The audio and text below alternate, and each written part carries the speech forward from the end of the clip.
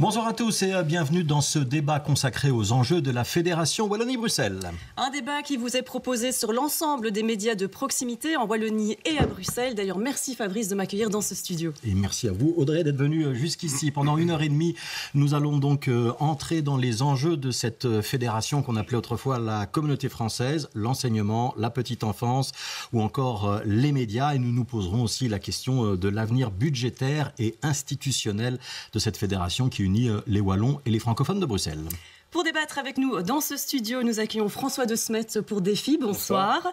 Alors, Caroline Désir, qui représente le Parti Socialiste. On précise que nous avions invité Paul Magnette avec le souhait de pouvoir proposer un débat de président de parti.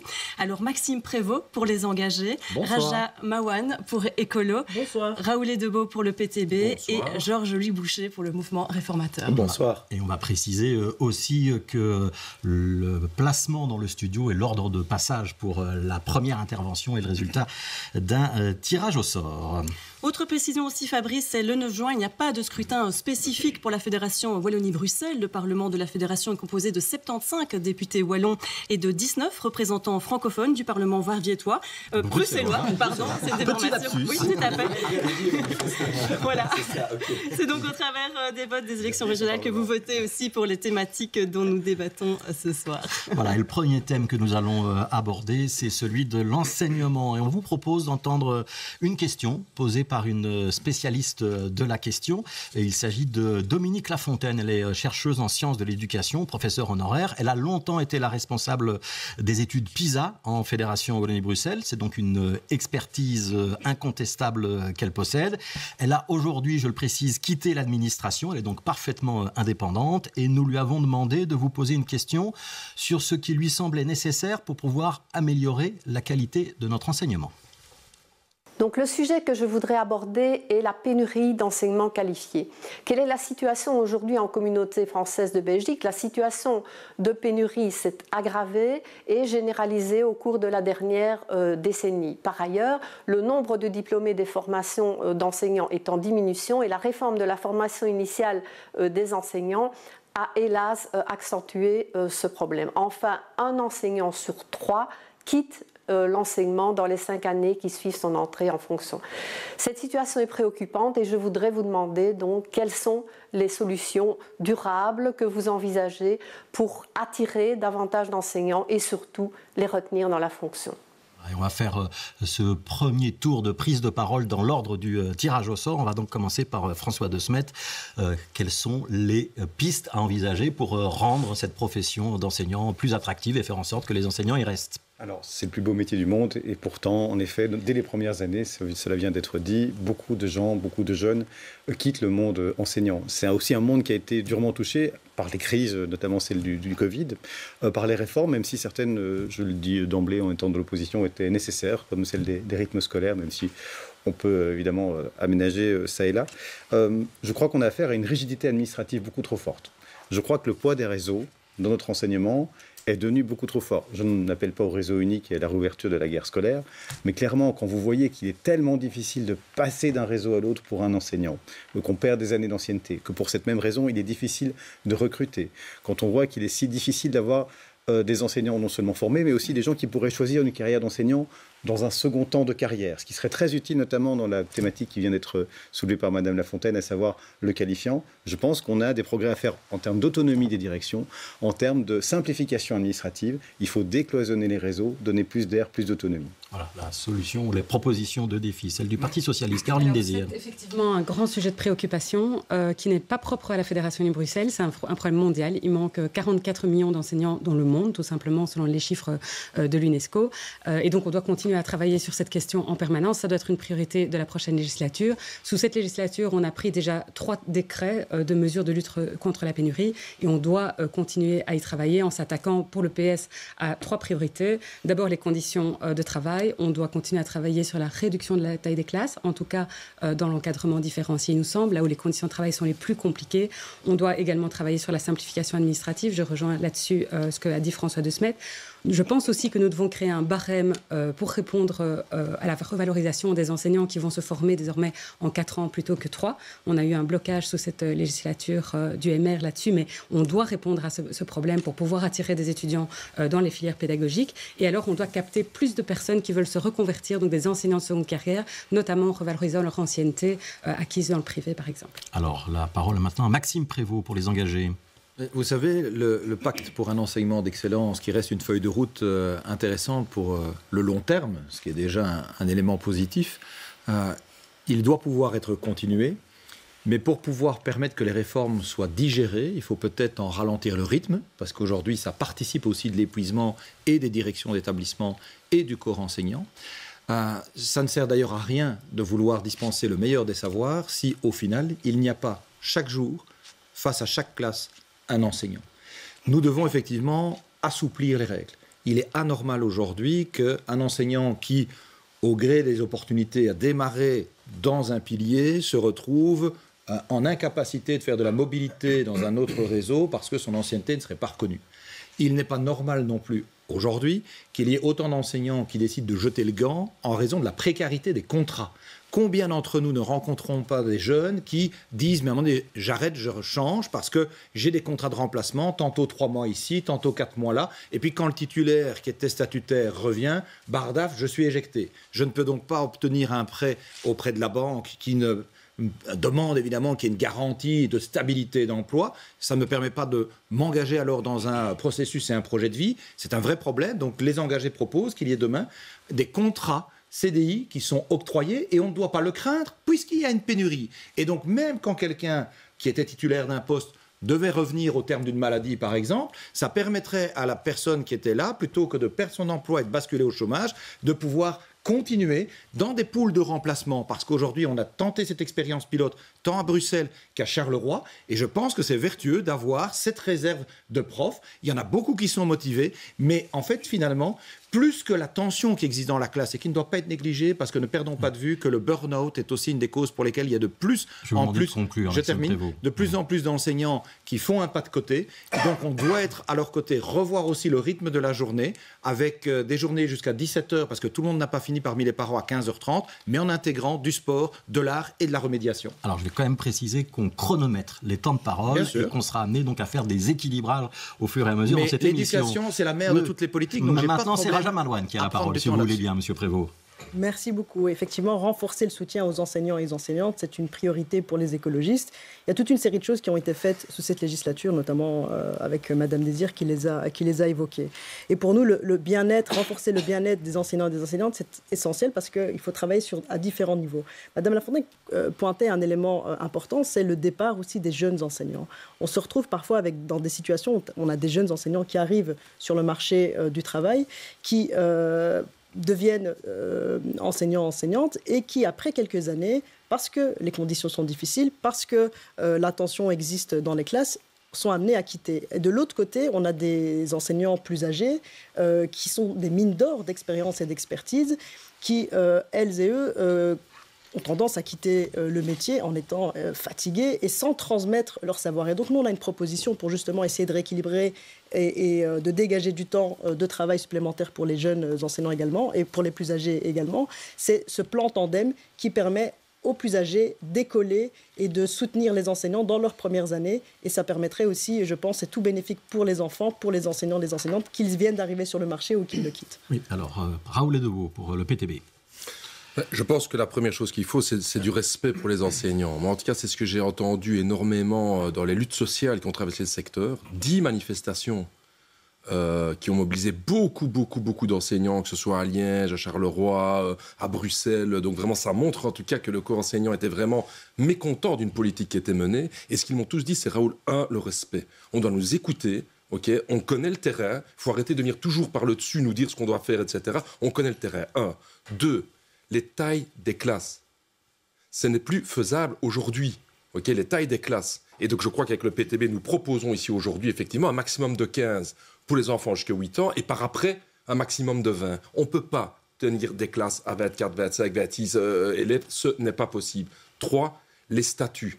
les statuts, quand on entend que dans certaines écoles, des institutrices ont des points APE, donc c'est-à-dire des contrats, mais précaires de chez précaires, mais on organise la précarité dans le secteur, qui est un secteur public. Et le résultat de ça, c'est qu'effectivement, un enseignant sur 3 quitte après quelques années le secteur. Et ça, c'est un constat d'échec qu'on ne peut pas accepter dans une région qui est officiellement dirigée par la gauche, entre guillemets. On ne peut pas accepter ça. Donc, il est temps aujourd'hui d'avoir vraiment une écoute et du respect pour les enseignants. Alors, on va quand même signaler que le mouvement réformateur fait partie de la majorité dans la Fédération Wallonie-Bruxelles et aussi en région wallonne. Georges Boucher, qui termine le premier tour de table. Vous avez entendu d'ailleurs qu'il y avait des divergences, même au sein de cette majorité. Je crois que le point, il est simple, et je vais rejoindre d'ailleurs Raoul Edebo sur l'écoute des enseignants. Tout d'abord par rapport au pacte d'excellence. Le pacte d'excellence, on a un peu sacralisé quelque chose qui est devenu mais énorme. Et dedans, il y a des petites réformes, des grandes réformes, il y a des choses essentielles, des choses qui le sont beaucoup moins. Et donc, la première chose, c'est qu'il faut refaire un calendrier avec les professeurs pour connaître à l'avenir les réformes. Si nous avons l'enseignement, et c'est un département qui nous intéresse fortement, eh bien, nous souhaiterions rétablir 3 ou 4 réformes que nous estimons fondamentales pour améliorer le niveau des élèves, avec un calendrier, une planification pour avancer avec les enseignants. Aujourd'hui, un des grands stress des enseignants, c'est qu'ils se disent: que va-t-il nous arriver demain matin? Est-ce qu'on va encore nous inventer quelque chose? Deuxième élément, c'est l'allègement administratif. Une des promesses du pacte, c'était de dire il y aura moins de charges administratives. Il y en a plus aujourd'hui. Tous les enseignants vous le disent. On n'arrête pas de recevoir des circulaires, on n'arrête pas de recevoir des charges complémentaires. Le troisième élément, c'est la question aussi de l'autorité de l'enseignant et des directions. Aujourd'hui, quand vous écoutez les profs, ils disent quand on donne des points, on vient contester ces points. Quand on donne une punition, c'est nous qui devons nous justifier d'avoir donné une punition. Ça n'est pas possible. C'est comme un arbitre au football. Si à chaque fois que l'arbitre donne une décision, il est contesté en permanence, il ne peut plus faire son boulot. Mais les profs aujourd'hui, ils ne peuvent plus faire leur boulot. Et donc le politique, et je m'arrêterai là, doit aussi avoir le courage de temps en temps rappeler aux parents que l'autorité du prof, de la direction, ça se respecte. Parce que moi, quand j'entends les parents, j'ai l'impression qu'il n'y a plus que des HP. Alors, il y en a certains, c'est vrai, mais parfois, il y a aussi des enfants qui ne sont pas bien éduqués. Et il faut quand même rappeler que les parents ont un rôle à jouer en la matière. Justement, Georges-Louis Boucher, on va parler de ce pacte d'excellence. Peut-être poser la question à Caroline Désir. Est-ce qu'il faut ralentir, comme Maxime Prévost vient de le dire, ce pacte d'excellence ? Vous savez, on a dû en permanence adapter les calendriers du pacte ces 5 dernières années. Après 6 mois où j'avais prêté serment comme ministre, on a eu la plus grande crise sanitaire qu'on n'a jamais connue. On a dû fermer les écoles et on a mis plusieurs mois à les rouvrir. Donc on a dû en permanence aller écouter le terrain, voir ce qui était soutenable, ce qui n'était pas, et adapter les calendriers. Moi, je crois qu'il ne faut effectivement pas sacraliser des calendriers, certainement pas. On doit en permanence pouvoir être adaptable à tout ça. On doit d'ailleurs évaluer les réformes et on doit pouvoir les adapter au fur et à mesure. Moi, j'ai aucun problème avec ça. Mais on doit garder un cap parce que les objectifs du pacte pour un enseignement d'excellence, c'est non seulement améliorer la qualité de notre enseignement, mais aussi réduire les inégalités scolaires qui le caractérisent beaucoup trop. Alors, effectivement, initier des changements en profondeur pareils, 18 chantiers de front qui touchent à tous les pans de l'organisation de notre système scolaire, ça fait bouger les lignes, c'est clair. Et ça demande beaucoup d'adaptation sur le terrain. Ça n'a pas toujours été facile. Parfois, ça a frotté, c'est évident. Et ça demande une mise en route. On a demandé parfois un travail qui n'avait jamais été fait dans les écoles. Je pense par exemple au travail qui a été fait sur le pilotage. Ils ont dû découvrir des indicateurs, des nouvelles procédures, etc. Et tout ça, c'est vrai que sans doute la charge de travail a été un peu sous-estimée. Mais ça ne va plus jamais être comme ça, puisque tout ce travail-là de démarrage, il est fait maintenant. Le tronc commun, notamment, poursuit son déploiement année par année. Et notamment, on a envoyé le message à l'enseignement fondamental de dire il n'y a plus de nouvelles réformes qui vont s'amener, puisque les enseignants ils sont formés au fur et à mesure, les contenus ont été complètement modifiés et la façon d'accompagner les enfants aussi. Donc voilà, pour envoyer un message d'apaisement aux écoles, évidemment, il n'y a plus de changements structurels. Ce qui va arriver, ce sont des changements dans le secondaire, effectivement.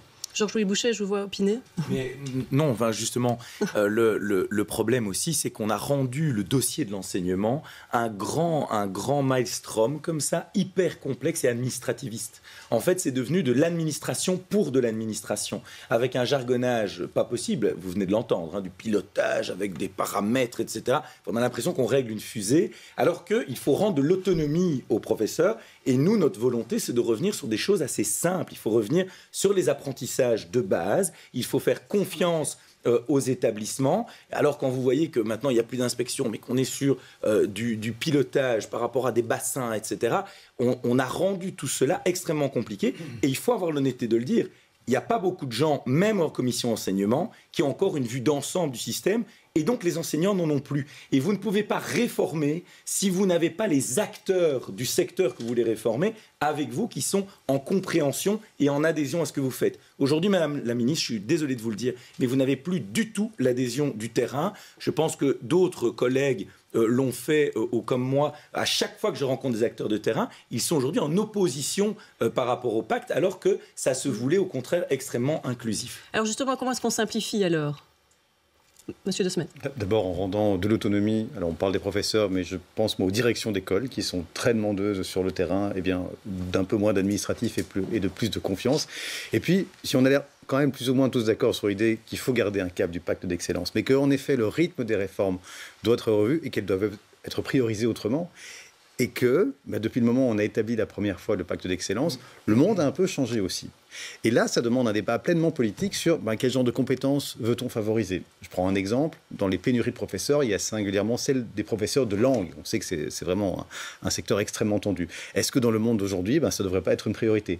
Moi, je suis aussi très attaché, c'est un débat que j'ai parfois avec Madame Désir, même si elle me dit qu'il y a des choses en route, c'est vrai, aux compétences liées au monde de l'entreprise. Parce que je trouve qu'à la fin du secondaire, on a quand même peu de jeunes qui se lancent spontanément dans l'idée, tiens, je vais lancer une PME, ou je vais devenir indépendant, ou je vais créer de la richesse. Quelles sont les compétences polytechniques, de codage, d'apprentissage, de faire un budget qui devrait être implémenté. Là, effectivement, voyons entre future majorité et future opposition les priorités et voyons comment phaser pour que l'enseignement soit encore plus ouvert au monde réel, au monde d'aujourd'hui, qui a changé depuis les premiers pas du pacte d'excellence. Raja Mawan, vous voulez réagir ? Effectivement, sur le pacte d'excellence et de manière générale sur l'enseignement, nous pensons comme écologistes qu'en fait, toutes les réformes et toutes ces discussions doivent se faire avec le monde scolaire et pas décidées uniquement par le politique de son côté. Et dans le pacte d'excellence, il y a des choses qui ont été mises en place qui sont intéressantes. On a progressé sur des chantiers, on n'a pas encore parlé, mais de la gratuité scolaire, de l'inclusion dans les écoles, de la lutte contre le harcèlement, effectivement. Ce sont des choses qui sont positives et sur lesquelles on doit pouvoir continuer à progresser. Ce qui est essentiel aussi aujourd'hui, quand j'entends les discussions, parce qu'on a... J'imagine en ce moment beaucoup de discussions, et pas qu'en ce moment d'ailleurs, avec des acteurs et des actrices de terrain. Ce qu'on nous dit effectivement, et je pense que ça c'est essentiel, et il y a du travail qui est mis et qui doit être mis en place pour ça, c'est de renforcer en fait la concertation avec le secteur. Faire confiance aux acteurs et aux actrices de terrain, faire confiance à leur expertise pour continuer à faire progresser ensemble l'école, qui est un endroit extrêmement important, et rétablir aussi le plaisir au sein des écoles, le plaisir pour les enseignants d'enseigner, le plaisir pour les enfants d'apprendre. Justement, Raoul Eduo, comment est-ce qu'on réenchante alors ce milieu scolaire ? En lui donnant des moyens, parce qu'on va pas tourner autour du pot, c'est ce que tous les enseignants disent, quoi. Je veux dire, c'est ouais, sur papier c'est beau, les directives on peut être d'accord avec, mais on n'a pas les moyens qui accompagnent. Or, si on veut résoudre les inégalités, on a besoin d'avoir des moyens pour ça, parce que tantôt on a parlé de l'enquête PISA. Moi, pendant mes jobs étudiants, je corrigeais les enquêtes PISA. On est dans des enseignements les plus inégalitaires en Europe. Je veux dire, c'est fou, quoi. Je veux dire, dans une région où les forces progressistes sont aussi fortes, le déterminisme entre d'où vient un enfant et comment il finit sa carrière scolaire, c'est du déterminisme fort chez nous. Et donc, on doit mettre des moyens parce que l'école doit contrer ça. Pourtant, donc, en Europe, la Belgique, c'est celle qui met le plus de moyens, un des pays qui met le plus de moyens dans son enseignement. C'est bien ça, c'est ça le problème. Là, on va revenir tout de suite sur la question du gaspillage, effectivement, les énergies en matière de réseau. On en a parlé tout à l'heure.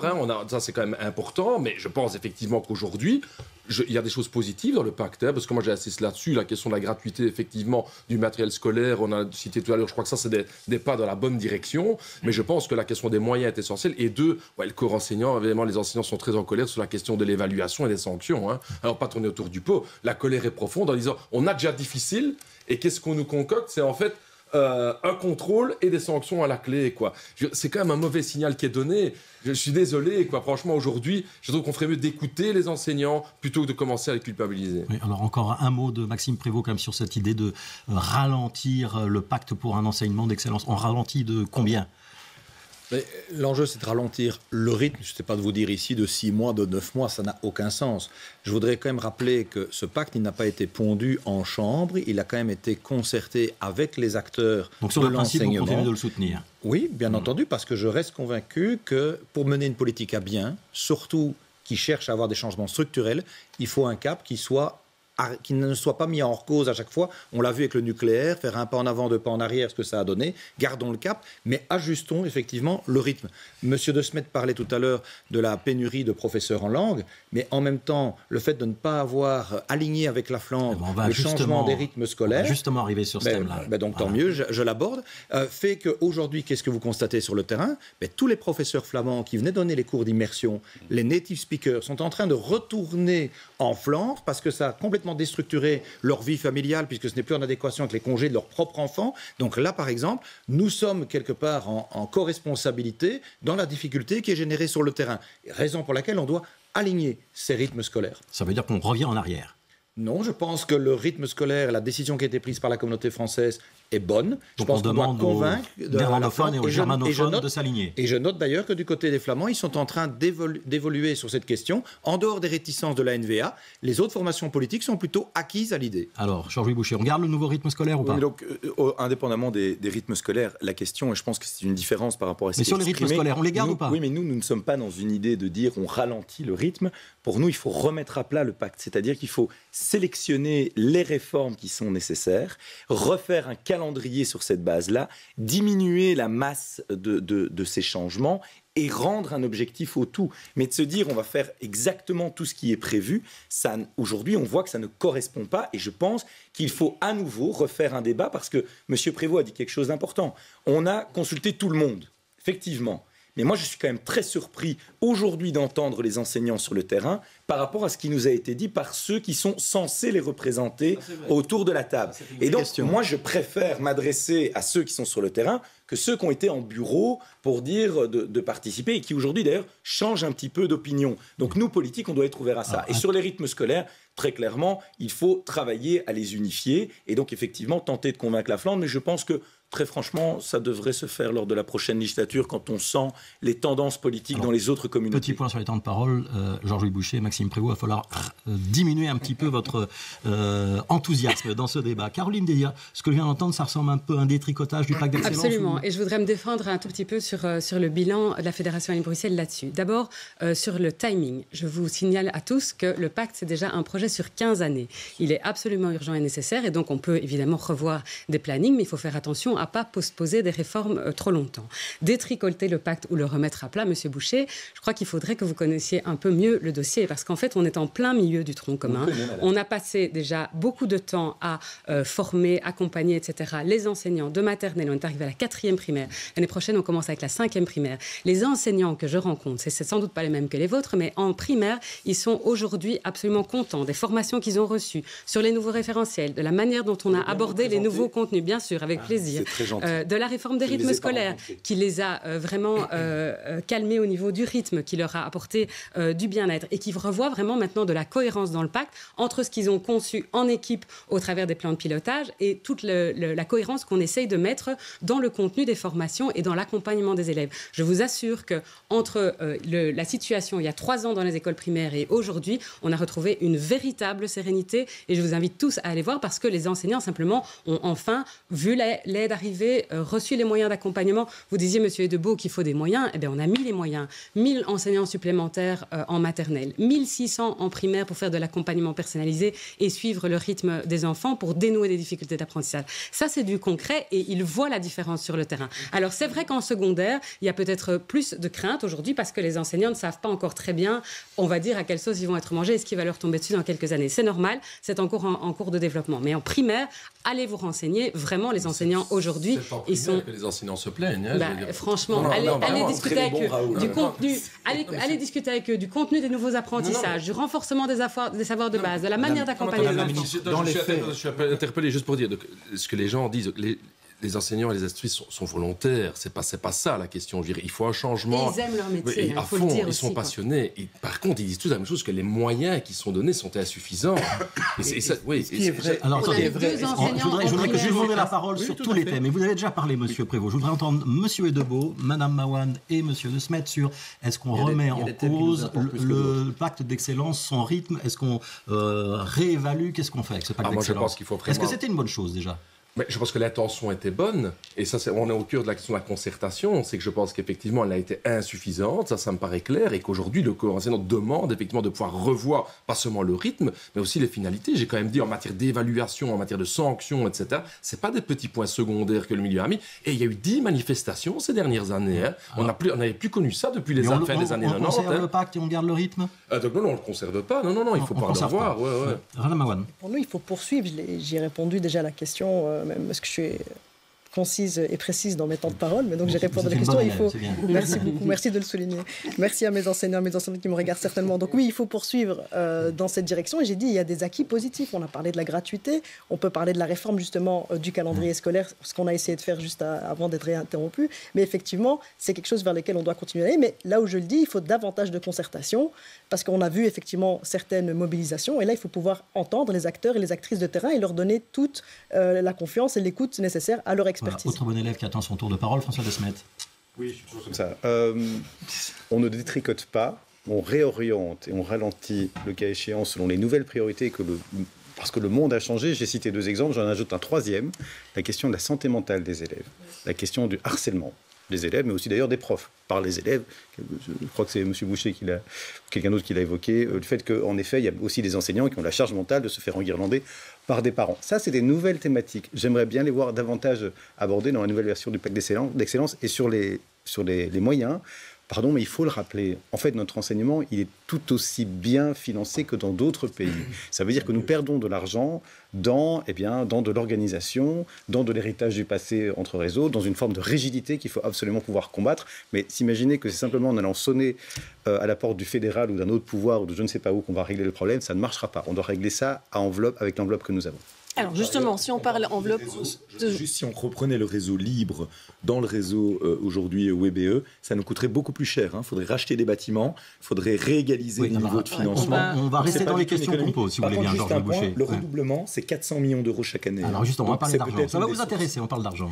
Allez, on parle de gratuité scolaire, qui consiste donc à prendre en charge les fournitures scolaires plutôt que les parents les payent. Ce sera étendu à la prochaine rentrée au 3e primaire. Vous voulez des chiffres, ça coûte apparemment 24 millions d'euros par an à ce stade. Alors, faut-il poursuivre et étendre cette mesure ou est-ce qu'on ferait mieux d'utiliser l'argent ailleurs? Alors attention, vous avez maximum 30 secondes pour répondre. Et je vais demander à Raja Mawane de commencer. On va vous mettre un petit chronomètre derrière vous, comme ça vous allez savoir que vous ne pouvez pas dépasser. L'accès à l'enseignement doit être gratuit, ce n'est pas nous qui le disons, mais c'est la Constitution. Et donc effectivement, on veut garantir cette gratuité. Il y a des choses positives qui ont été faites, donc notamment la question de la gratuité des repas dans les cantines, etc. Ça doit devenir un droit effectif, ça doit devenir un droit concret pour les familles et on doit pouvoir soutenir les écoles pour le faire. Ça ne doit pas se faire au détriment d'autres choses. On doit pouvoir justement là-dessus développer davantage de moyens et donc ça doit être effectivement un droit concret et effectif. François De Smet. J'attends la fin de la cloche. Vous pouvez y aller. La gratuité de l'enseignement, oui, certainement, ça doit continuer, évidemment. Simplement, on en est quand même à une faiblesse de moyens globaux de nos pouvoirs publics, où d'abord, rien n'est jamais gratuit, c'est toujours le contribuable qui paye quand ce n'est pas le consommateur. 2, de la même manière que les revenus des parents comptent pour une crèche, est-ce qu'on ne devrait quand même pas commencer à réfléchir à une gratuité différenciée, par exemple pour les petites choses comme les cantines scolaires, selon les revenus des parents? Est-ce qu'offrir de la gratuité à tout le monde, en ce compris pour ce genre de petites choses, en ce compris aux parents qui ont énormément de revenus, est-ce que ça vaut le coup? Est-ce qu'il ne faudrait pas mettre les moyens envers, selon la déclaration fiscale, les parents les plus démunis? Il faut peut-être cibler. Maxime Prévost. Oui, le principe même de permettre que notre enseignement soit dispensé de manière gratuite me paraît être fondamental. C'est d'ailleurs un des éléments de l'ADN de l'enseignement en Fédération Wallonie-Bruxelles. Je ne pense pas pour autant qu'il faille considérer que demain, tous les repas dans toutes les cantines doivent être accessibles gratuitement. Si la communauté française devait avoir plusieurs dizaines de millions d'euros disponibles, je pense qu'elle devrait l'injecter dans des politiques plus prioritaires pour le renfort des corps enseignants. Parce que c'est ce que je voulais évoquer tout à l'heure. Les 1600 agents pour la remédiation qui ont été engagés, dans les faits, ils ne la pratiquent pas. Ils remplacent les profs qui sont absents. Merci. Raoul Edebeau. Oui, je pense que la gratuité de l'enseignement, en fait, c'est repris dans le pacte de New York dont la Belgique est signataire. Donc c'est un but démocratique et donc on doit y arriver. Et donc aujourd'hui, constate que 6 à 7% des élèves ont accès au repas gratuit, il faut aller plus loin. Il faut aller plus loin parce que la logique est assez claire, c'est qu'il y a une question d'égalité derrière. Pour 1 euro que vous investissez dans des repas gratuits, vous avez 1,71 € en retour par intégration dans la société, par les soins de santé, etc. Donc vraiment, ça rapporte beaucoup à la société. Donc oui, il faut aller vers un enseignement gratuit. Georges-Louis Boucher. Écoutez, sur le principe de la gratuité, je pense que tout le monde sera favorable. Mais aujourd'hui, le problème, c'est que la gratuité telle qu'elle est organisée, elle est soviétique. Et donc, elle détruit certaines opportunités. Par exemple, sur des voyages scolaires ou des sorties. Il y a la fameuse farde en carton que vous recevez en début d'année. Il ne faut pas l'abîmer avant la fin de l'année. Moi, je reste quand même convaincu qu'il faut privilégier les moyens publics pour aider les personnes qui en ont réellement besoin. Mais les gratuités généralisées n'ont souvent pas beaucoup de sens. Je suis en capacité de payer une farde à mon gamin, je préfère payer la farde, mais que derrière, les moyens publics permettent à des enfants de faire des voyages scolaires qu'ils ne peuvent peut-être pas faire avec leur famille. Caroline Désir. Alors, on est très fiers des avancées en termes de gratuité sur cette législature. D'abord, il y a 300 000 enfants maintenant à qui on ne réclame plus des frais de matériel scolaire à la rentrée. Ça permet aussi aux écoles de faire des économies d'échelle et aussi d'apprendre à partager du matériel, etc. Donc, ça nous paraît positif. Sur les cantines, on a commencé par travailler sur les écoles en encadrement différencié. Donc, c'est le quart des écoles les plus pauvres de la fédération et ça correspond à un vrai besoin. Sans ça, il y a des enfants qui arrivent à l'école le ventre vide et qui n'ont rien à manger à midi. On ne peut pas leur demander de se concentrer, sinon pas ça. On doit continuer avec les frais de matériel informatique et les frais d'équipement dans le qualifiant. Ce sont deux choses qui pèsent dans le budget des familles. Allez, je vous propose de passer maintenant à l'enseignement supérieur. Donc le décret paysage, fallait-il le modifier et sauver des étudiants menacés d'exclusion? Alors beaucoup de choses ont déjà été dites, on vous propose de regarder vers le futur. Alors au-delà de ce qui s'est passé cette année, quel est le système qu'on appliquera pour les années à venir? Donc est-ce qu'on revient au décret Glatini ou pas? Allez, commençons par Raoul et Debeau, cette fois-ci. Vous savez que le PTB est un parti constructif, donc de ce côté-là, effectivement, je vais dire, ça me paraît assez clair que beaucoup d'étudiants allaient être victimes en fait d'une sélection sociale, parce qu'entendons bien, cette réforme du décret, elle allait toucher d'abord les couches populaires, les étudiants qui doivent faire des jobs étudiants, etc., pour payer leurs études. Et de ce côté-là, j'avais entendu que, notamment M. Magnette a dit que le PTB ne servait à rien, mais non, on sert à quelque chose, c'est-à-dire qu'avec nos voix, on a pu aller chercher une majorité alternative, et je crois que c'était important de pouvoir collaborer entre partis progressistes, et peut-être ça nous permettra même d'avoir un gouvernement ensemble après les élections du 9 juin. Donc je pense que là, il y a quand même un fait majeur. Je pense que cette lutte commune qu'on a menée avec le PSD Écolo peut-être prédisposer à un gouvernement après le 9 juin, si ça marche une fois. Je vais vous ramener dans les rails de la question d'Audrey, si vous voulez bien. Qu'est-ce qu'on fait pour les prochaines années? Est-ce qu'on remet à un système de sélection avec des durées maximales à ne pas dépasser pour les étudiants? Est-ce qu'on en revient, par exemple, à celles qui étaient prévues par le décret Glatini, où elles étaient trop sévères? Non, au minimum, en tout cas, on y revient. En tout cas, ça me paraît clair. Mais moi, il faut revoir complètement. On doit avoir un enseignement de la réussite. Moi, j'en ai marre, vraiment, cette question. Donc, ça veut dire pas de limitation pour les durées d'études des étudiants? Écoutez, moi, je connais j'ai plein de potes qui ont fait effectivement 8 ans pour nos enseignants qui sont devenus des excellents ingénieurs. Hein, ok, donc les sélections sociales, elles sont là. Notre problème, c'est qu'avec le peu de moyens qu'il y a dans l'enseignement, on sélectionne socialement. Et je ne suis pas d'accord avec ça. Il y a plein de talents qu'on va gaspiller. On doit avoir un enseignement de la réussite, pas de la sélection sociale. Et on est un des enseignements dans l'OCDE qui sélectionne le plus en fonction de l'origine sociale. Et ça, je trouve ça révoltant pour un enseignement. Georges Boucher. Alors, il faut arrêter de dire qu'il n'y a pas assez de moyens. On a un des enseignements les plus chers par élève de l'OCDE, en particulier dans l'enseignement secondaire. Mais un des éléments de problème, c'est qu'un élève sur deux de moins de 15 ans a déjà doublé une fois en Fédération Wallonie-Bruxelles. Je le disais, ça coûte 400 millions d'euros. Là, on parle du supérieur. Eh bien oui, mais en supérieur, c'est pire. En supérieur, on arrive à 60% d'échecs en première année. Donc nous avons des financements qui financent essentiellement de l'échec. Et on veut toujours résoudre les problèmes du supérieur dans l'enseignement supérieur, alors que les problèmes du supérieur datent des toutes premières années d'enseignement. D'où une obligation. On les explique parce qu'il n'y a pas un apprentissage suffisant des compétences de base. J'ai moi-même été assistant à l'université. En 3e année en baccalauréat, j'avais parfois des étudiants qui avaient du mal à comprendre l'énoncé. On donne des remédiations en français aujourd'hui à l'université. C'est un non-sens. Quand, grâce à Valérie Glatini, on a imposé un examen de maîtrise du français à des futurs enseignants, taux de réussite moins de 25%. Donc le problème, il est dès les premières années. Donc nous voulons une obligation scolaire à 3 ans pour justement résoudre les difficultés d'inégalité sociale et avoir un meilleur suivi sur l'apprentissage du lire, écrire, compter. Et sur les compétences en matière de supérieur, nous, c'est très clair. Et il n'y aura pas une discussion qui pourra sortir de ça. C'est un point non négociable. Nous voulons revenir à la réforme Glatini, pour les prochaines années. Donc dans la négociation d'un gouvernement, ce sera soit la réforme Glatini, soit sans le mouvement réformateur. Alors Raja Mawan, est-ce que ce sera le retour à la réforme Glatini pour Écolo? Vous êtes un petit peu en retard sur le temps de parole, vous pouvez prendre votre temps, vous. Ça me fait plaisir, merci. Sur cette réforme Glatini, pourquoi on a demandé à la revoir? Parce qu'en fait, c'était une réforme qui amenait des exclusions d'étudiantes et des étudiants. C'était une réforme inégalitaire. On a demandé des chiffres qui ne sont pas parvenus et entre l'obstination du MR dans cette réforme et le texte du PTB, on a trouvé un terrain d'entente entre les deux et une solution de compromis qu'on a soutenue avec le Parti socialiste. On n'a pas voté la réforme, le texte du PTB et on a fait face à l'obstination et on a fait preuve de bon sens et de pragmatisme avec le PS. Et d'ailleurs, petit rappel, on n'a pas eu besoin des voix du PTB pour y parvenir. C'est faux. Et donc, vous avez rejeté le renvoi au Conseil d'État grâce aux voix du PTB. Mais ne mentez pas. Et comme ça, vous pourrez finir tranquillement.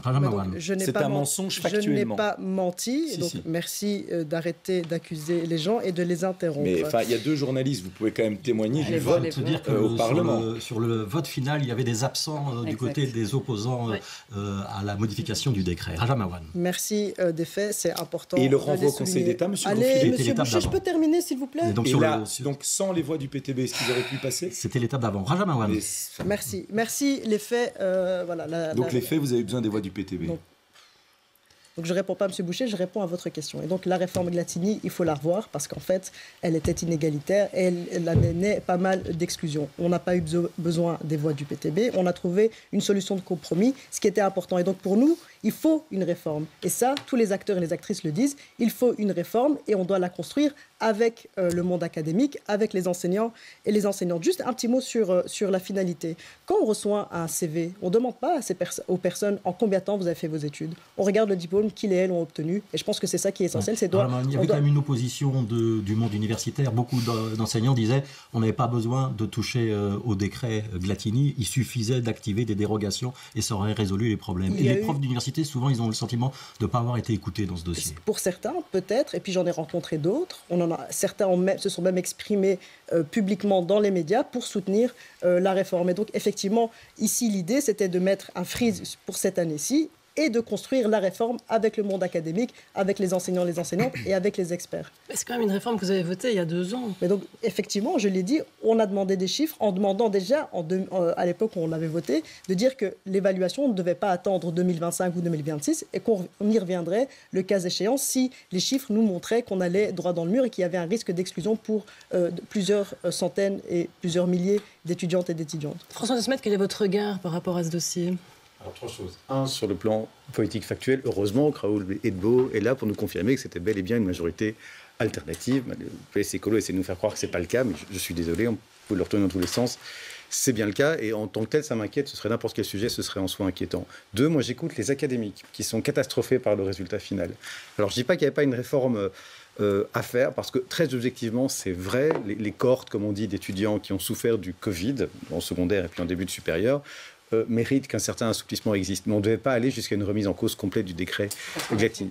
3, objectivement, l'éléphant au milieu de la pièce dont personne ne parle, le plus important, ce n'est pas la durée des études, c'est le problème en amont, à savoir qu'en effet, non seulement on a, déjà du temps du décret Marco, il y avait déjà 60% de taux d'échec en première année, mais ce taux s'est aggravé malgré le décret Marco. Ça veut donc bien dire que ce qui manque, c'est l'orientation. Et nous, on a une proposition toute simple, c'est un test d'orientation obligatoire. Chaque étudiant en première année du supérieur est contraint de faire un test sur ses compétences de base dans la filière où il est inscrit. S'il échoue, il peut continuer, mais il est contraint de signer un contrat de remédiation et de se réorienter sur ses acquis de base, c'est-à-dire de suivre les remédiations qu'il lui faut pour obtenir les acquis qui lui manquent, ou de se réorienter. Si vous n'arrivez pas à faire diminuer ce taux d'échec, à mieux orienter les étudiants en première année, même si c'est en partie les lacunes de notre enseignement inégalitaire, ça a été dit, on va continuer à se concentrer sur la durée des études, et c'est le mauvais biais, c'est l'orientation qui cloche. Caroline Désir, il faut réorienter ? Alors, d'abord, je voudrais dire que, premièrement, un des objectifs du pacte, c'est précisément, donc du pacte que M. Boucher veut détricoter, c'est précisément de diminuer le taux de redoublement qui est délirant en Belgique. Pas en nivelant par le bas, en aidant les enseignants à aider les élèves qui sont en difficulté à avoir un bon niveau, notamment en sortant On est du sur le secondaire. décret paysage. Oui, mais c'est important parce que c'est lié, en fait. 2, le véritable angle mort du débat, dont on parle très peu, c'est que, en fait, les étudiants qui sont entrés dans l'enseignement supérieur en 2022, sous l'ère du décret Glatini, c'est précisément ceux qui ont vécu 4e, 5e et 6e secondaire pendant la période Covid. 5e secondaire, enseignement à distance quasiment pendant une année. On a perdu 20 points dans les classements PISA. Pas que la Belgique francophone, évidemment, je ne suis pas fière de ça, c'est tous les pays de l'OCDE. Et on s'attend à ce que précisément cette cohorte-là, à qui on a mis les critères de finançabilité les plus stricts, comme par miracle, s'adapte à l'université ou aux hautes écoles du jour au lendemain. Ça ne marche pas comme ça. Et donc, ce qu'on a voulu simplement, c'est donner un tout petit peu d'air au système, le temps qu'on ait des chiffres pour voir en fait ce qu'on est en train de produire. Alors, on ne s'est pas basé sur les chiffres de la FEF, contrairement à ce que la maire aime bien raconter. On n'a pas eu d'autres chiffres de Françoise Berthiaud. Mais par contre, les hautes écoles nous ont alertés en disant il y a quand même 10-20% d'étudiants qui risquent d'être éjectés du système de l'enseignement supérieur. Non, en 2021, on était en pleine crise Covid. Non, on était en plein... Mais M. Boucher, soyez un peu honnête. On était en plein milieu de la crise. On n'avait aucun recul là-dessus. En 2021, vous étiez à la fin de la crise. Et vous saviez... On ne savait pas les résultats sur l'enseignement secondaire. Est-ce que vous êtes OK, par exemple, d'éjecter du système de l'enseignement supérieur 20 000 étudiants ou 30 000? Parce que c'est de ça qu'on parle. Non, c'est de ça qu'on parle. On ne sait pas combien d'élèves vont réussir en juin et en septembre. Mais c'est bien ça le problème. C'est exactement ça le problème. Et donc, les jurys étaient prévus. On verra après les examens de septembre où on en est au niveau des chiffres et on verra s'il faut ou pas revoir à la marge peut-être le décret Glatini. On ne l'a pas détricoté en profondeur. On l'a changé sur trois aspects juste pour pouvoir sauver une cohorte d'étudiants. Donc je repose quand même peut-être la question. Est-ce qu'on revient au décret Glatini après ou Alors nous, on n'est pas pour revenir au décret Marcourt parce qu'effectivement, il n'a pas fait ses preuves. On a aménagé ponctuellement le décret Glatini sur 3 points et on veut une évaluation avec les chiffres pour voir ce qu'on fait maintenant du décret Glatini. Dans le futur, on n'a pas encore de position fixe. Je suis désolée, on a besoin de chiffres. Maxime Prévost. En l'occurrence, la séquence a été lamentable parce qu'on a improvisé par crainte de répercussions électorales du côté des partis de la gauche, au coin de la table, une réforme qui a constitué, au lieu de cibler, sur base d'ailleurs des amendements que nous avions proposés, les quelques points de correctif, dont notamment immuniser cette année liée à la période Covid, dont notamment permettre à ceux qui réussissaient leur examen de rester finançables. Ici, la gauche, aidée par le PTB, a voulu renverser la table. Et c'est comique de voir qu'il y a quelques minutes, on parlait de la nécessité de faire confiance aux enseignants dans le secondaire, mais que cette même confiance, vous avez refusé de l'accorder au corps enseignant dans le supérieur, qui avait tout le loisir, sur base du parcours des étudiants, de pouvoir favoriser la poursuite de leurs études ou pas. Ici, on s'est précipité, on a remis tabula rasa, ce qui crée une grande insécurité aussi, parce que ça crée de nouvelles discriminations pour d'autres étudiants. Et donc, on a voulu finalement déshabiller Paul pour habiller Pierre, ce qui n'est pas une bonne solution. Nous sommes demandeurs, et nous l'étions, que ce soit évalué avec sérénité. Et ça devra donc être réévalué en début de législature prochaine. Parce que ce que vous, PS Écolo et PTB, vous avez complètement rebattu comme carte par la précipitation et la crainte de la sanction électorale, va effectivement créer de nouvelles discriminations. Et donc, avec sérénité, il faudra réévaluer ça pour redonner confiance aux enseignants et de la perspective aux étudiants. Parce que c'est vrai, on ne peut pas non plus être dans une démarche au rabais en considérant que parce qu'on commence des études universitaires ou supérieures, on a l'obligation de les réussir. Ça ne correspond pas nécessairement ni au parcours de vie, ni aux aptitudes de tout le monde. Et permettre déjà qu'un master de 5 ans soit réussi en 9 années, c'est déjà, me semble-t-il, pas mal. Et donc là, on a finalement à chaque fois levé tous les obstacles possibles, ce qui peut donner le sentiment qu'on tire vers le bas les exigences, pourtant de formation qui doivent être tirées vers le haut pour ne pas non plus brader la valeur du diplôme. Et donc je regrette la mauvaise séquence que nous avons connue. De réussite, monsieur Prévost. Mais non, évidemment que pas. Mais non, c'est 45 crédits pour rester finançable, pas pour réussir une année. Vous enfumez le débat expressément. On n'a pas changé les conditions de réussite à aucun moment. Finançable, Madame Désir. Alors, je vous propose qu'on en reste là sur l'enseignement. On est à peu près à la moitié de cette émission. On a d'autres thèmes qu'on voudrait aborder. On n'a pas touché On n'a pas touché aux critères de réussite, c'est sur les aspects de finançabilité, c'est une question de justice et d'équité sociale. C'est pour ça aussi, parce que le MR refusait de donner des chiffres et on les a réclamés à plusieurs reprises. On les a réclamés à plusieurs reprises sur la table du gouvernement. Allez, on passe au chapitre suivant, si vous voulez bien. On doit refinancer l'enseignement supérieur Oui, et supprimer l'enveloppe fermée. Je vais faire la police du débat. En première année, on retrouverait Allez, c'est Audrey qui Il y a un autre secteur enchaîne, qui a si vous voulez envie bien. d'être refinancé parce qu'il se sent aussi délaissé, c'est celui de la petite enfance. Ils étaient encore dans la rue pas plus tard qu'hier. Alors d'après les chiffres de l'ONE, pour les 0-2 ans et demi, il y a 37 places en crèche pour 100 enfants en Fédération Wallonie-Bruxelles. Alors comment fait-on pour créer plus de places ou pour offrir des alternatives plutôt abordables pour les parents? Encore une fois, ici, vous avez 30 secondes pour répondre. Voilà, on limite le temps. On va commencer par Maxime Prévost. 30 secondes pour la petite enfance. Alors, les engagés souhaitent doubler d'ici 2030 le nombre de places en milieu d'accueil qui soient disponibles, réactiver d'ailleurs et revaloriser le métier de puéricultrice. Il en manque actuellement 800 pour encadrer nos bambins. Nous souhaitons aussi, à terme, une fois que ces places seront disponibles, en favoriser l'accessibilité financière, en rendant progressivement, de manière soutenable sur le plan budgétaire, ces places de crèche gratuites, pour éviter que ce soit un frein pour les familles, et notamment les mamans seules, pour trouver un emploi et pour offrir un bon encadrement à nos bambins, les 1000 premiers jours étant les plus fondamentaux. Merci, François De Smet. Je suis content d'entendre Maxime Prévost et sa déclaration parce que le plus gros des difficultés que nous avons date du gouvernement auquel vous avez participé, de la réforme MILAC. Et très sincèrement, la manière dont les crèches, je l'ai vécu personnellement, la manière dont les crèches privées, on ferme une à une, je l'ai subi, j'ai un enfant de 3 ans, on a dû trouver une autre crèche parce qu'elle a fermé à cause des réformes, de la réforme MILAC qui est trop rigide, qui empêche que des gens qui ont travaillé toute leur vie dans le secteur puissent s'appuyer sur des indépendants. Il faut revoir cette réforme, s'appuyer sur le secteur privé. Améliorer l'encadrement. Je ne vous ai pas interrompu. Ben oui, vous l'avez tellement ignoré que des tas de crèches privées ont fermé. Et renforcer le secteur public. Et en effet, continuer dans ce sens-là avec une revalorisation le plus rapidement possible. Merci, Raoul Edebo. Ouais, c'est quand même fou, c'est que ça fait déjà des années, on dit qu'il y a un grand problème d'accès en fait de places en crèche. Or le bilan, si on prend 2019-2022, on a 1700 places perdues, quoi. C'est quoi l'explication? Je veux dire, c'est quand même fou. Je veux dire, on aurait dit on n'a pas pu assez avancer, on n'a pas obtenu l'objectif, mais 1700 en moins. Où est l'échec? Je ne sais pas est-ce que les ministres peuvent un peu donner une explication là-dessus. C'est quand même fou. Et à mon avis, une des explications, effectivement, c'est une question de moyens, une question de rigidité administrative qui est très très présente. Je crois qu'on doit se battre vraiment pour avoir un taux d'encadrement que je mettrais à 1,5 ETP pour cet enfant. Mais je crois vraiment que de ce côté-là, on doit avancer. Rajamawan. Alors, quand Écolo est arrivé au pouvoir en 2019 avec le PS et le MR, la ministre Linard a augmenté très fort les moyens justement pour la petite enfance, notamment pour soutenir les accueillantes et les puéricultrices. C'est 53% de moyens en plus, c'est du jamais vu. Un gros travail aussi pour créer de nouvelles places, c'est environ 5500 places qui ont été créées. Un petit chiffre de comparaison entre 2014 et 2019, combien de places nettes ont été créées par le CDH, 0.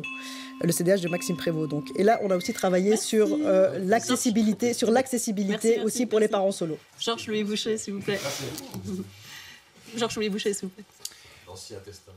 Mais donc, il y a plusieurs milliers de places en crèche qui ont été créées par Valérie Debu en Wallonie. Où on a sélectionné d'ailleurs les communes qui avaient les indices socio-économiques les plus faibles pour favoriser la mise à l'emploi de ces personnes.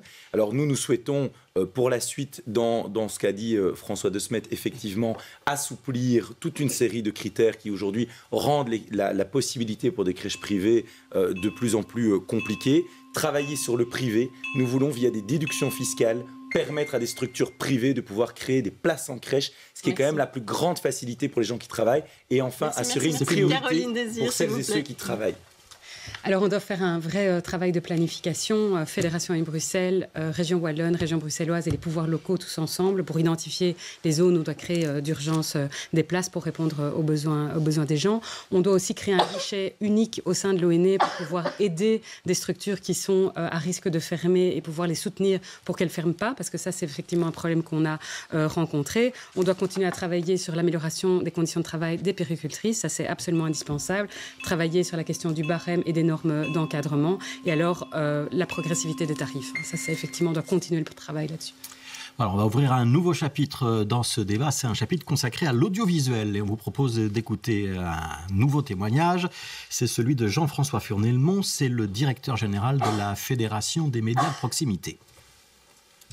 Aujourd'hui, nous avons la chance et la richesse en Fédération Wallonie-Bruxelles d'avoir ce maillage de 12 médias locaux, le tout avec un rapport qualité-prix qui est imbattable, puisque le coût pour les finances publiques aujourd'hui des médias de proximité, ça représente 30 fois moins que le coût de la RTBF. Ce que nous demandons surtout, c'est une juste reconnaissance de la contribution des médias de proximité grâce à l'information fiable et de qualité qu'ils fournissent, la reconnaissance à notre contribution au pluralisme. Nous demandons aussi de pouvoir exercer nos missions avec plus de flexibilité parce que nous sommes soumis à divers types de contrôles qui sont parfois très tatillons.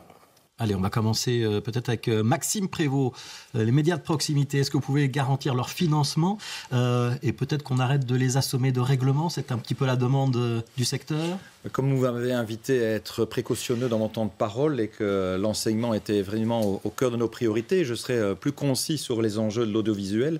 Les médias de proximité jouent effectivement un rôle important de relais de l'information qui touche au cœur des gens, et donc bien entendu qu'il faut consolider le financement de ces médias. Il faut peut-être aussi que certains d'entre eux envisagent des regroupements. Je viens d'une province, la province de Namur, où il y a 3 TV communautaires sur le même territoire. Je pense qu'il est possible de pouvoir, pour éviter de dédoubler, de tripler les investissements, les équipements, les studios, les statuts, les directions, avoir parfois un peu plus de synergie et puis probablement inviter les pouvoirs locaux à être des contributeurs. Namur-Lais, beaucoup d'autres communes le sont aussi, mais je pense que ça reste un média important que peut-être, notamment par une petite partie des recettes de la publicité de la RTBF, on pourrait contribuer à mieux soutenir. Caroline Désir, et je vais vous demander d'être courte parce que vous avez beaucoup parlé sur l'enseignement, vous êtes un petit peu en avance sur les temps de parole. D'accord, très bien. Je vais dire que le PS est favorable à la pérennisation du modèle des médias de proximité. On croit qu'il joue un rôle important de maillage, de cohésion sociale même en fait, et de proximité avec les téléspectateurs. Il faut évidemment ouvrir une réflexion sur leur financement pour que tout ne soit pas sur les épaules des pouvoirs locaux ou de la publicité, évidemment. Voilà, on croit que c'est important de continuer à travailler sur les synergies, mais aussi sur des partenariats, notamment avec la RTBF. Ouais, justement, en termes d'économie, est-ce que c'est justement un poste sur lequel on pourrait penser à fusionner? C'est pas notre volonté. On croit qu'on doit travailler sur des synergies, mais pas sur de la suppression, par exemple. Alors, Georges Boucher n'est pas du même avis. Bah écoutez, il y a quand même un truc dont on ne parle pas, c'est que la Fédération Wallonie-Bruxelles est dans une situation budgétaire dramatique. On y viendra, je vous rassure. On dépense 1,5 milliard au moins en plus de ce qu'on a dans le budget, et la trajectoire annonce des catastrophes à l'avenir, puisque c'est essentiellement des frais de personnel, donc structurellement, il progresse. Et si on n'est même pas capable de faire des économies sur les télés locales, moi je peux vous dire, fermez la boutique, parce qu'on n'arrivera plus. Donc on fera des économies. On va faire des économies, ça je vous le dis, sur l'audiovisuel. Aujourd'hui, la dotation de la RTBF, c'est 330 millions d'euros. Vous n'allez pas me dire que dans une dotation publique de 330 millions d'euros, à la VRT, on est à 250, 270, avec plus de téléspectateurs. Vous n'allez pas me dire que cet argent-là ne pourrait pas être un tout compris, également pour des chaînes locales. Parce qu'il faut arrêter de rigoler aussi. Avec les décodeurs aujourd'hui et le désamour par rapport à la TV linéaire, il va falloir travailler sur le web, il va falloir travailler de façon totalement différente, avec des coûts de production qui vont pouvoir baisser. Et nous considérons également qu'on peut privatiser en tout ou partie une partie de télé locale, comme ça se fait en Flandre. Il y a des entreprises de production qui aujourd'hui développent des télés locales et louent leurs studios pour toute une série d'activités audiovisuelles. Il faut faire évoluer le modèle, mais encore une fois, si on n'est même pas capable de faire des économies là-dessus, alors je peux vous dire que la Fédération Wallonie-Bruxelles est morte. Et moi, je préférerais qu'on fasse des économies là-dessus que de mettre l'enseignement en faillite. Raja Mawan, vous avez l'air dubitative sur la privatisation. privatisation. Il faut dire qu'il faut faire des chèques, ça c'est sûr. Si je peux répondre, oui, répondre à ma place, merci monsieur. Moi je connais vos... D'accord, moi je vous laisse répondre à ma place. Effectivement, les médias de proximité pour nous, c'est un relais essentiel. Justement, ça permet notamment d'avoir du lien, on l'a dit, de cohésion sociale, de faire la promo autour d'entreprises locales, d'associations locales. Et ça a un rôle sociétal qui est important pour nous. Et aussi, produire de l'information de qualité, ça a un coût. Et donc effectivement, pour nous, c'est important de continuer à investir dans des médias de qualité, dans une information de qualité, surtout à l'ère des fake news où on voit un peu tout et n'importe quoi circuler. Par contre, sur le fait de supprimer, etc., pour nous, ce n'est pas à l'ordre du jour actuellement. Il faut plutôt penser à rationaliser. Il y a un nouveau pôle RTBF qui va ouvrir bientôt à Schaerbeek. Effectivement, là, il y a des partenariats et des collaborations à faire avec les télés locales et régionales pour qu'effectivement, on puisse là trouver des sources d'économie pour faire plaisir à M. Boucher. Raoul Edebo, il faut mutualiser. Il faut d'abord maintenir parce que moi je suis assez enthousiaste sur le concept de TV locale. En fait, il y a beaucoup de gens qui m'en parlent de plus en plus. Je pense que dans un monde qui est de plus en plus globalisé, le côté de savoir qu'est-ce qui se passe autour de moi avec tout ce qu'il y a comme énergie positive, avoir un peu le temps de l'apporter aussi. Franchement, moi je parle pour RTC Liège parce que je connais un petit peu plus, mais franchement... sincèrement, je ne sais pas si vous le sentez toujours de la table, moi je trouve qu'il y a vraiment une belle dynamique, quoi. Et là, on avait dit à 15-20 ans, ça va disparaître, en fait, pas du tout. Mais après, il faut donner les moyens pour ça, parce qu'il faut pouvoir faire la qualité pour pouvoir le faire. Et ça, c'est une question démocratique pour moi. Parce que si on dit tout au marché, et qu'on laisse tout à la compétitivité comme le MR le veut, etc., mais on connaît ce que ça veut dire, savoir avoir tout ce qui est mondialisé, qui va nous arriver ici, c'est le plus rentable. Moi, je veux pas ça. Je veux que, justement, la beauté des gens puisse mettre en avant. Non, mais vraiment, mais exactement. Mais c'est les Netflix, c'est ça qu'on a. Mais non, mais les gens regardent aussi Védia, RTC, BX1, etc. Donc, mais ouais, mais bon, non, mais il faut appuyer. Parfois, ma chaîne locale. Fais du business. Moi, je parle ici au service public. Tout le temps sur Facebook. Alors, donc moi, je passe au service public. Ça, c'est un. Mais deux, par contre, je trouve des projets communs. Par exemple, ce soir, ici, aujourd'hui, moi, je trouve ça assez génial, en fait. C'est l'idée de faire ensemble des projets. Et alors, il y a moyen de mutualiser. Ça, je crois que ça pourrait peut-être plus se faire que pendant la campagne électorale. Mais voilà, je vais pas... Des économies à l'RTBF, comme le suggère Georges Boucher. Mais on va pas faire des économies à l'RTBF. Mais c'est quoi, c'est quoi cette affaire? Je vais dire, franchement, mais ça l'arrange, lui, qui a pas l'information de qualité. C'est le MR. Mais nous, ça nous intéresse pas. Donc, nous, on veut qu'on investisse dedans. Allez, François de Smet. Moi, depuis que je suis devenu président de parti et que j'ai arpenté toute la Wallonie, j'ai découvert l'ensemble des sorties de mon BX1 environnement naturel. J'ai découvert un grand nombre, quasiment toutes les télés locales. Et je dois reconnaître, ça, je crois que M. Boucher le sous-estime, qu'il y a un attachement quand même extrêmement fort, un peu partout, à toute une série de télévisions locales. Il y a une identité, il n'y a rien à faire. Alors, il y a des synergies à faire, oui. Il y a aussi d'autres choses à faire en termes de programmes communs. Là, on est vu, je crois, sur toutes les télés locales. Ça devrait être le cas, à mon avis, pour beaucoup plus de programmes. Il y a tout à fait moyen d'avoir des décrochages d'un côté, de mutualiser des coûts pour des programmes qui concernent, comme c'est le cas de notre programme de ce soir, absolument tout le monde, mais de garder le côté identitaire. Ça n'empêche pas qu'en effet, vous pouvez faire ça avec l'ensemble de l'enveloppe audiovisuelle et qu'une réévaluation de l'enveloppe de la RTBF, à mon avis, s'impose. Est-ce que M. Edebo est d'accord que l'argent des travailleurs serve par exemple à The Voice? Je trouve que c'est des questions qu'il faut se poser. Est-ce qu'on change de thématique? Oui, on va vous proposer de parler de budget et d'avenir institutionnel. Je pense que ça vous intéressera. Parce que oui, vous l'avez dit, le déficit de la fédération, il se creuse. Alors comment est-ce qu'on rétablit l'équilibre? Est-ce que ça passe par un refinancement et donc une réforme de l'État qui risque d'affaiblir les francophones? Alors quels sont les secteurs aussi où on peut faire des économies? Maxime Prévost? D'abord, je pense qu'il faut qu'on arrête dans le mental de toujours associer réforme de l'État avec affaiblissement des francophones. Ces dernières années, à chaque fois qu'on prononce ces trois mots, on a le sentiment que le diable est derrière la porte.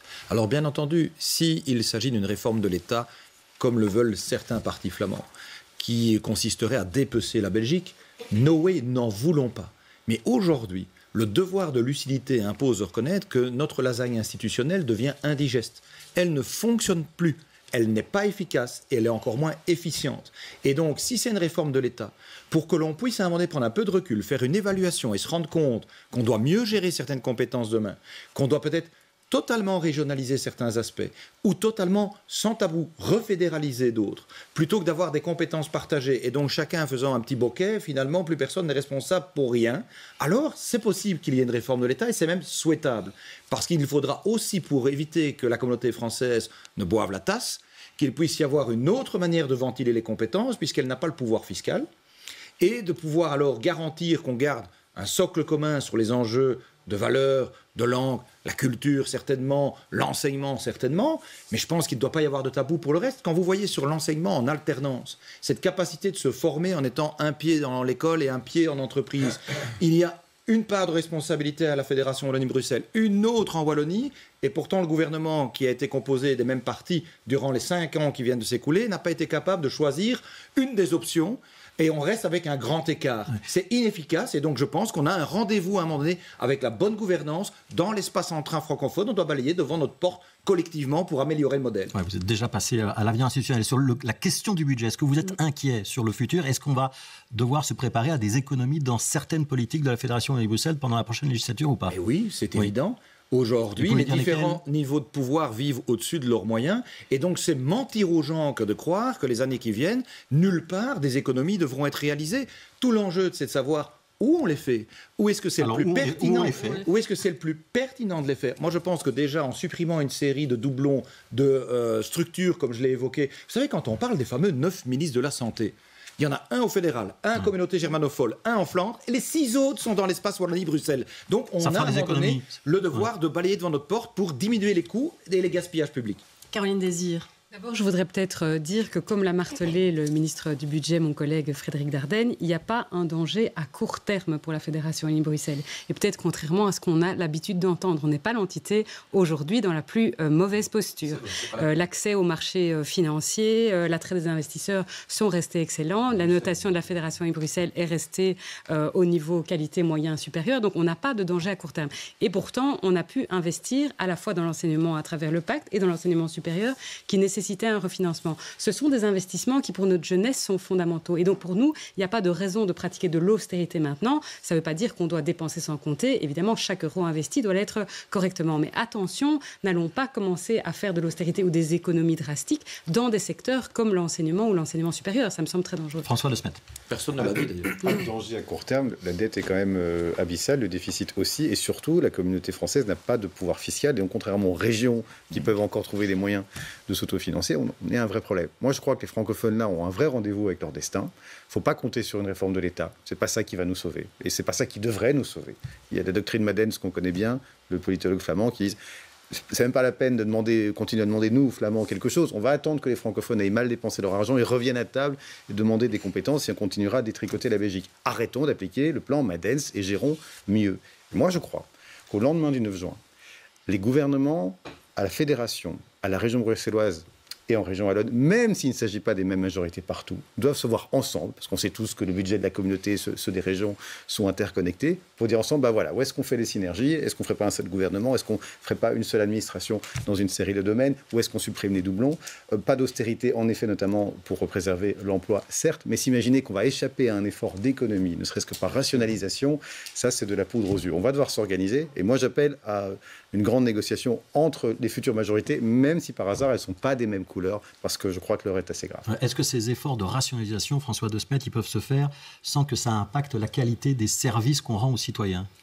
Est-ce que vous voyez des domaines où il va falloir aller peut-être plus loin et renoncer à certains services ou pas? J'irai pas jusque-là et je ne veux pas, même sans anticiper sur la suite de votre question, qu'on détricote les compétences de la Fédération, qui pour moi est une institution extrêmement forte. C'est à nous de préserver l'emploi. On ne veut pas revenir aux années 90 et aux licenciements de professeurs qui ont été rendus nécessaires déjà là parce que les francophones ne géraient pas convenablement ou se sont fait avoir sur les clés de financement et de répartition. C'est à nous d'être malins et c'est pour ça que je crois qu'un grand nombre de partis devraient être impliqués dans l'effort. Rajan Marouane, vous êtes aussi optimiste que Caroline Désir? Alors, on ne va pas se mentir, les finances ne sont pas bonnes. Par contre, il n'y a pas péril en la demeure là tout de suite. Et évidemment, il faut continuer à encadrer, à mettre des règles pour que l'argent dépensé le soit intelligemment et justement. Et il faut faire preuve effectivement aussi de transparence dans la manière dont on dépense l'argent. Par contre, la Fédération Wallonie-Bruxelles, c'est quoi ? C'est d'abord et avant tout des personnes, c'est des enseignants, des éducateurs, des éducatrices, des personnes qui sont dans la périculture, ce sont des personnes qui font tourner la boutique, dont on a besoin tous les jours. Et moi, je n'ai pas envie de leur dire, en fait, effectivement, vous êtes une dépense et on va saquer dans vos budgets. Au contraire, j'ai envie de leur dire, on va continuer à soutenir, on va continuer à investir, parce qu'investir dans l'enseignement, on en a parlé, c'est investir dans l'avenir, investir dans les crèches, investir dans la culture, c'est des investissements pour l'avenir. Et donc, effectivement, pour nous, c'est aussi une question de comment on répartit l'argent et comment on encadre les dépenses qui sont faites. Raoul Debout, est-ce qu'on fait des économies ou est-ce qu'on n'en fait pas? Mais on n'en fait pas. Moi, je suis rentré en politique. Je suis rentré en politique dans le combat contre la ministre Runkelings qui avait décidé de faire 3000 emplois en moins dans l'enseignement de la communauté française à l'époque. Donc moi, je dirais, ce combat contre l'austérité, ça fait partie de la base de mon engagement. Le gros problème, c'est que dans la loi spéciale de financement, on a tout tellement cadenassé qu'effectivement, une opportunité fiscale qu'on faire payer, par exemple, les plus riches de notre société pour investir dans les services publics. On ne sait pas le faire au niveau de la Fédération Wallonie-Bruxelles. Donc, c'est ça qu'on doit changer. C'est au niveau fédéral qu'il faut aussi avoir un combat pour un refinancement des entités fédérées. De ce côté-là, si le PTB devient deuxième ou troisième groupe, je veux dire, au Parlement fédéral, j'espère qu'on pourra peser, y compris peut-être même dans un gouvernement fédéral. On prendra nos responsabilités, mais il faudra pouvoir à ce moment-là aussi changer des choses. Et deux, quand on parle d'austérité, on n'a pas beaucoup parlé ici aujourd'hui de la culture ce soir, qui était quand même une compétence très importante. Là, la situation, elle devient vraiment intenable. Hein. Je parle des théâtres, je parle de tout ce milieu qui produit le meilleur de ce qu'il peut produire. Et là aussi, les coupes font mal. Hein. Et c'est aussi une question démocratique. C'est pas qu'une question de business. C'est une question démocratique et d'émancipation culturelle. Donc moi, je dis non, franchement, on ne rentre pas dans ce jeu-là. Georges Boucher, sur les économies. Écoutez, moi, je suis assez effrayé quand on nous dit, mais à court terme, il n'y a pas de problème. Donc tout va bien. On dépense près de 10% de plus que les recettes. Et donc, c'est pour que les gens comprennent, quelqu'un qui gagne 2 000 € par mois, mais c'est comme si tous les mois, il dépensait 2 200 €. Mais il dit, mais il n'y a pas de problème, hein. Pour le moment, le banquier est d'accord que j'aille à découvert. Mais un jour, le banquier, il dit, moi j'en ai marre que vous soyez à découvert parce que vous remboursez jamais. Mais ça, c'est ce qui est en train potentiellement de se dessiner pour la Fédération Wallonie-Bruxelles. Et vous voyez, Madame Désir, moi, qu'il n'y ait pas de péril à court terme, ça me rassure, mais que moyennement, parce que j'ai un enfant qui a 4 mois et demi, j'aimerais bien qu'il puisse aller à l'école, vous voyez. Et donc pour ça, j'aimerais bien que dans 5 ans, dans 10 ans, il y ait encore de l'argent. Donc vous allez couper dans le salaire des enseignants, parce qu'en fait, c'est ça le gros du budget de la Fédération Wallonie-Bruxelles. C'est la question, c'est quoi votre recette? On connaît vos manipulations pour faire peur aux gens, pour essayer... La réalité, c'est le plus gros morceau du budget de la Fédération Wallonie-Bruxelles. On connaît vos manipulations pour essayer de faire peur aux gens, pour grappiller quelques voix en fin de campagne. Mais la réalité, je l'ai indiqué. Comment se fait-il que la VRT peut vivre avec une dotation de 250 millions d'euros, que la RTBF a besoin de 330? Comment c'est possible? Est-ce que ça suffit à rééquilibrer le budget? Mais il y en a plein des exemples de ce type. Bon, vous savez, en populisme, c'est vrai que je parle quand même à mon maître. Donc on coupe dans l'audiovisuel, la culture et le sport? Non, mais il faut à un moment donné... Dans la culture, dans le sport, dans l'audiovisuel. Voilà les solutions, et si je peux Boucher. expliquer, quand on a un des enseignements les plus chers de l'OCDE, qui pourtant est un des enseignements qui crée le plus d'échecs. Aujourd'hui, on n'a que 13% des étudiants qui finissent leurs études supérieures dans le délai. Eh bien, à ce moment-là, il faut peut-être réformer en profondeur les structures pour que ces structures deviennent plus efficaces. Manifestement, Madame Désir, vous le faites avec très peu de succès. Et encore une fois, moi, j'entends les professeurs. Très peu de soutien du LR qui est à la table du gouvernement également. Il faut couper certaines dépenses. Je rejoins ce qu'a dit François de Smet. Est-ce que la RTBF doit produire The Voice? Est-ce que la RTBF doit être en concurrence avec RTL TVI pour acheter les droits de la Coupe du Monde de football? Je ne suis pas certain que l'argent de mes impôts doive permettre d'enrichir la FIFA. Pourtant, je suis un grand fan de foot. Et derrière, il faut, pour la Formule 1 également, et derrière, mais dans tous les pays du monde aujourd'hui, la Formule 1 est sur des chaînes payantes. Et ça serait normal que ça soit le cas également en Fédération Wallonie-Bruxelles. Et par ailleurs, il faut des réformes de structure. Mais c'est pas tout privatiser. Mais Mme Mohan, si vous voulez enrichir la société américaine qui détient la Formule 1, c'est votre droit, mais c'est pas mon choix de société. Alors, il nous reste une vingtaine de minutes. Je voudrais juste signaler que sur les temps de parole, François de Smet est assez nettement en retard par rapport aux 5 autres débatteurs. Je vais peut-être demander quand même de nouveau donc à François de Smet, dans ce qu'il a entendu, de qui il se sent le plus proche et de quelle manière il rétablirait le budget de la Fédération Wallonie-Bruxelles. En signalant qu'aujourd'hui, vous êtes dans l'opposition à ce niveau de pouvoir. Hein. Je pense que les francophones doivent se sauver eux-mêmes et que la seule solution pour ne pas tomber dans l'austérité, ni dans le fait de réclamer, de tendre la sébille au fédéral et de se mettre à genoux devant un nationalisme flamand qui ne demande que ça. Nous savons, vous avez besoin d'argent, donc allons-y, discutons division de la santé, de la justice ou je ne sais pas quel autre catalogue d'horreur. C'est de se réformer nous-mêmes. Bien sûr, il y a une série d'endroits où des rationalisations doivent être faites, j'en suis sûr, c'est possible. Bien sûr, il ne s'agit pas de toucher à l'emploi. Et on sait qu'en effet, si vous prenez juste le scope de la fédération avec 80% des moyens qui sont consacrés à du salaire, c'est très limité. Mais franchement, si vous voyez l'ensemble, c'est l'efficacité de nos politiques. On a eu, je crois, un aspect du débat très intéressant sur l'enseignement supérieur. En effet, si nos étudiants réussissaient majoritairement, directement à tomber dans l'orientation qui leur convient, et si en effet on arrivait à économiser là-dessus et à plus être à plus de 60% d'échecs, on économiserait énormément. Si les réseaux d'enseignement arrivaient à mieux coopérer entre eux, on économiserait de l'argent aussi. Donc il y a moyen, à mon avis, et c'est un exercice que nous sommes forcés à faire par les circonstances plus que jamais, et notre génération a une responsabilité historique, si on arrive à être plus efficace et rationaliser notre structure sans toucher à l'emploi, on peut y arriver. Alors, Maxime Prévost a déjà un petit peu abordé le sujet de tout à l'heure. On voudrait terminer avec les modifications éventuelles en termes d'institutions. Est-ce qu'on doit transférer certaines compétences de la fédération? Est-ce qu'on doit les confier aux régions? Est-ce que ce serait plus efficace? Est-ce qu'au contraire, c'est un danger d'avoir de l'émiettement ou des politiques qui seraient peut-être moins le trait d'union qui est aujourd'hui celui qui unit les francophones de Bruxelles et ceux de Wallonie? C'est la question qu'on va vous poser maintenant.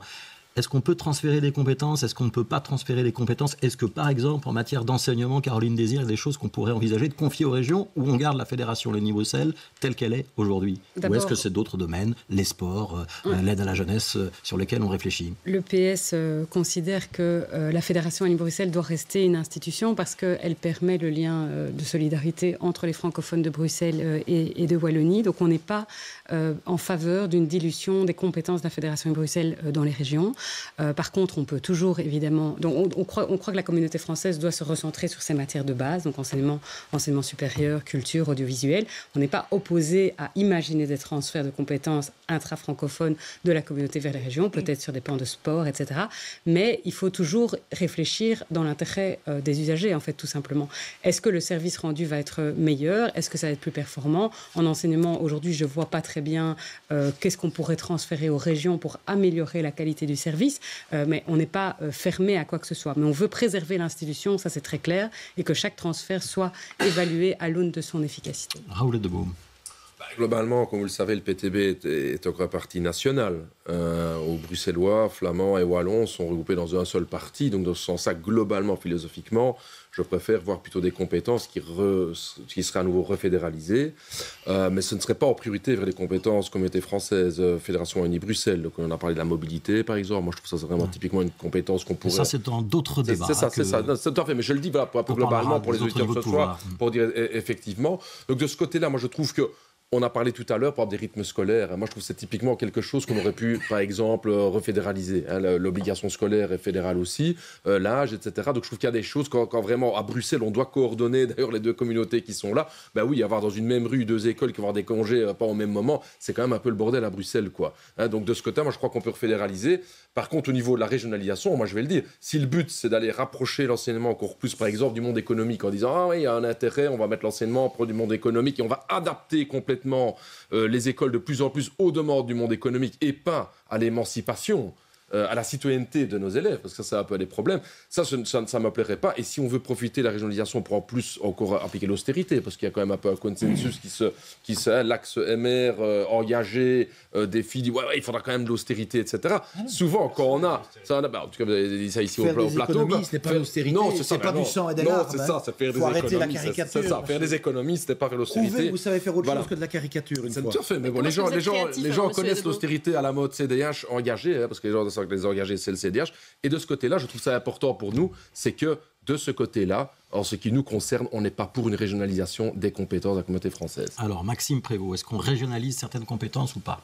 Mais moi, je pense qu'on ne doit pas avoir de tabou là-dessus. Je crois que les francophones ont le devoir d'avoir rendez-vous avec eux-mêmes.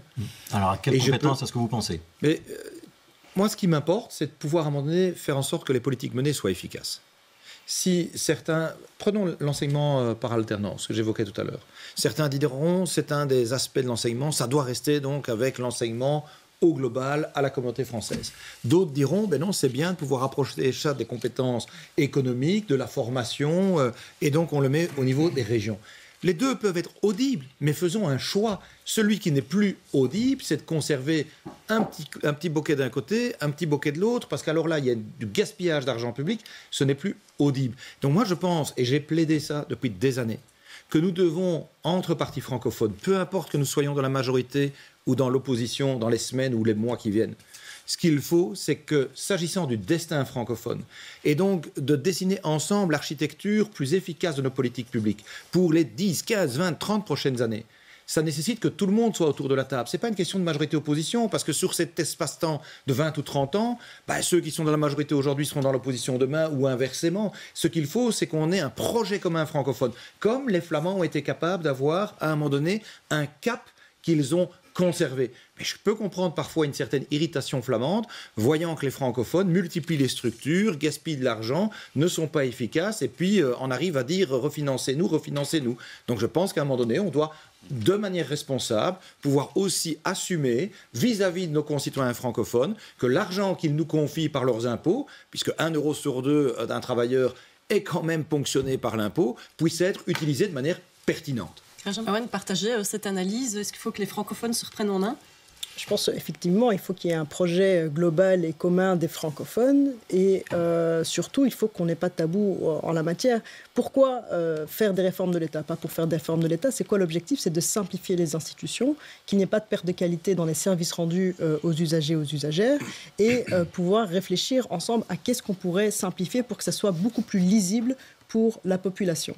Et pour nous, effectivement, la communauté française, la Fédération Wallonie-Bruxelles, c'est une entité qui est extrêmement importante. Je l'ai dit, ce sont des enseignants, des enseignantes, ce sont des périculteurs, péricultrices, ce sont des personnes qui sont extrêmement précieuses pour le développement de notre société. Et pour nous, cette Fédération Wallonie-Bruxelles doit se recentrer sur ces compétences que sont l'enseignement, la culture et les médias.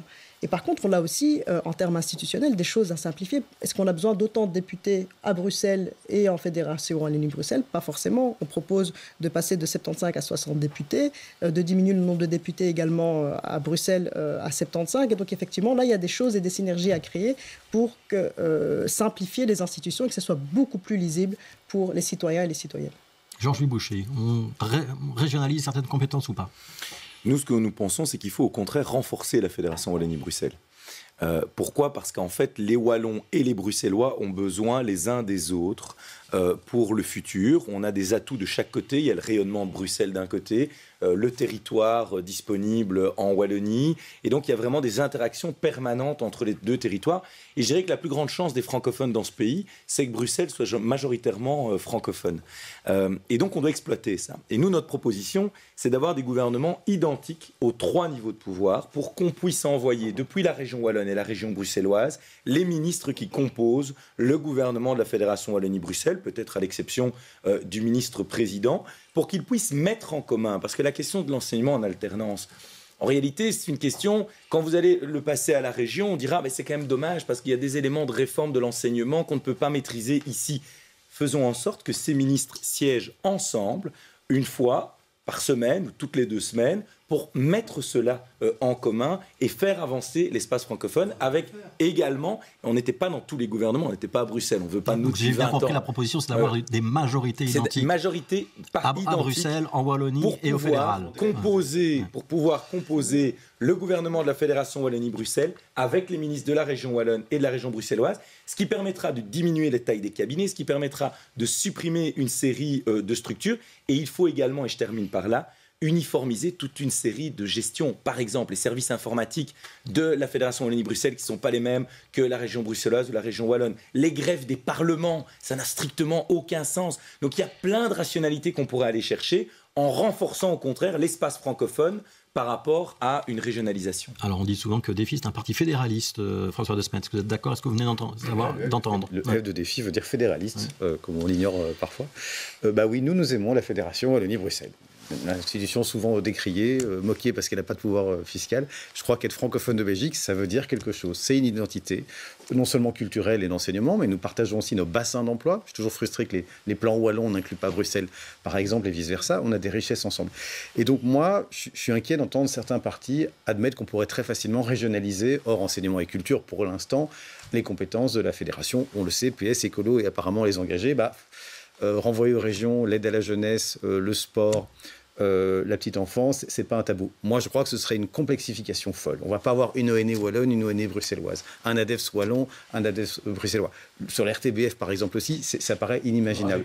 Je pense au contraire qu'on doit continuer à faire plus ensemble. Nous aussi, on voudrait un seul gouvernement, quand bien même, M. Boucher, les électeurs n'enverraient pas les mêmes signaux en Wallonie et à Bruxelles. Et figurez-vous que dans un État fédéral, c'est possible. Mais un seul gouvernement, une seule administration, une seule agence de recherche, un seul système informatique, il y a moyen de rationaliser tout ça, mais de garder l'identité francophone, parce que je vous assure que ça veut dire quelque chose. Tous les Wallons ont des liens bruxellois et vice-versa. Et je crois qu'on est nombreux à sous-estimer aussi le poids du nationalisme flamand qui risque de tomber sur la tête de certains d'entre nous après le 9 juin. Mais personne ne remet en cause cette identité francophone. Elle est indispensable. On y est viscéralement attaché. Et je dis juste qu'il faut à un moment donné être lucide sur les gaspillages d'argent public et qu'on doit pouvoir balayer devant notre porte. C'est tout. J'aimerais vous entendre, Caroline Désir, Rajamawan et puis Raoul Edebo et même peut-être François De Smet et Maxime Prévost sur l'idée lancée par Georges Boucher. Il faut la même couleur de gouvernement dans tous les niveaux de pouvoir. Est-ce que vous êtes prêts à jouer le jeu? Est-ce qu'il faut effectivement une sorte d'union sacrée francophone, peut-être pour réformer en interne et peut-être pour peser face à la Flandre? Mais d'abord, on verra ce qui est possible au lendemain des élections, arithmétiquement sur le parlant. principe. Vous n'ignorez quand même pas, par exemple, que former un gouvernement, c'est un peu à Bruxelles, c'est un peu plus complexe qu'en Wallonie, en Fédération et Bruxelles. On doit composer avec des partis flamands, etc. Et on verra l'arithmétique électorale. Ça peut peut-être simplifier une série de choses, mais en même temps, la maturité de notre État fédéral doit permettre aussi d'avoir des majorités diversifiées. Et ça n'empêche pas, par exemple, d'imaginer des ministres à double casquette. Ça a déjà été le cas dans le passé avec des majorités asymétriques. Rajamawan. Mais je l'ai dit, là on peut simplifier les institutions, c'est notamment en termes de nombre de parlementaires. Est-ce qu'on a besoin d'autant de députés et de députés dans ces parlements? Ça, c'est quelque chose sur lequel on doit travailler. Mais par contre, sur la Fédération Wallonie-Bruxelles, je l'ai dit, elle est extrêmement importante pour nous et on veut renforcer ses compétences autour de l'enseignement, de la culture et des médias. Avoir juste les mêmes majorités partout, je ne suis pas sûre que ce soit une solution. Voyons déjà le signal que les électeurs et les électrices enverront et voyons comment on peut construire ensemble une rationalisation autour du nombre de députés. Raoul Ledebo, est-ce que vous êtes candidat pour monter dans les majorités partout? Oui, indiscutablement. Je pense qu'avec les sondages présents aujourd'hui, non, mais je crois que c'est important. Alors, c'est pas un secret que ça va pas être avec Georges Boucher et que le PTB a trouvé un accord. Donc, ce sera plutôt avec PS et Écolo et des partis progressistes. Moi, je regrette un petit peu que ce soit quand on dit ouais non, on n'a pas eu besoin du PTB, on n'a pas eu besoin du PTB, mais il n'y a pas de problème. Dites-le, il n'y a pas de problème. On a travaillé ensemble. Je veux dire, c'est pas grave que vous avez travaillé avec le PTB. C'est pas grave, vous avez travaillé avec le PTB. C'est plutôt positif. Et je crois qu'il y a beaucoup de vos électeurs, je veux dire, beaucoup de vos électeurs du PS et Écolo sont contents qu'on a travaillé ensemble. Donc, arrêtez de dire on n'a rien fait ensemble. Oui, on l'a fait et c'était génial. Donc c'est beau une telle déclaration. Ça, c'est un premier élément important. Non, mais les partis de gauche doivent pouvoir travailler ensemble. Par contre, la question que vous avez posée sur les différents niveaux de gouvernement, c'est très clair qu'au niveau fédéral, plein de grandes décisions vont se prendre. Notamment les finances des entités fédérées, notamment les finances de la région wallonne, la région bruxelloise. Et c'est vrai que là, il y a un problème, effectivement, quand vous formez une majorité alors au niveau régional pour appliquer une austérité qui serait décidée au niveau fédéral. Donc j'espère que le PTB sera invité non seulement dans les entités fédérées, mais aussi au niveau fédéral, à pouvoir discuter au niveau des négociations. Et c'est une question de rapport de force, la politique. Il faut arrêter de faire des anathèmes, etc., etc. S'il y a besoin d'avoir des voix et des parlementaires, eh bien, on discutera. Maxime Prévost. Dans l'absolu, on pourrait imaginer qu'avoir des majorités qui soient les mêmes aux différents niveaux de pouvoir, à Bruxelles, Wallonie, Fédération, ce serait un must et plus facile. Je constate qu'on sort de 5 années où ça a été le cas entre la Fédération et la Wallonie. Ça n'a pas pour autant permis que les réformes indispensables s'enclenchent. Donc je pense que ce n'est pas tant une question de type de coalition, c'est plus une question d'état d'esprit. Est-ce qu'on va collectivement être capable de retrouver un esprit d'État? Et donc de pouvoir se dire à un moment donné, au-delà de nos couleurs politiques, sachant que si nous, partis raisonnables, nous ne sommes pas capables à un moment donné de pouvoir remettre le train sur les rails, de réoffrir des politiques publiques qui soient pertinentes, de pouvoir remaîtriser les coûts, on va juste continuer alors de faire la démonstration que nous ne sommes pas fiables et donc alimenter la tentation de se retourner vers les extrêmes de gauche, les extrêmes de droite. Et donc nous avons un devoir, celui de pouvoir gérer correctement l'argent public que les citoyens nous confient. François De Smet.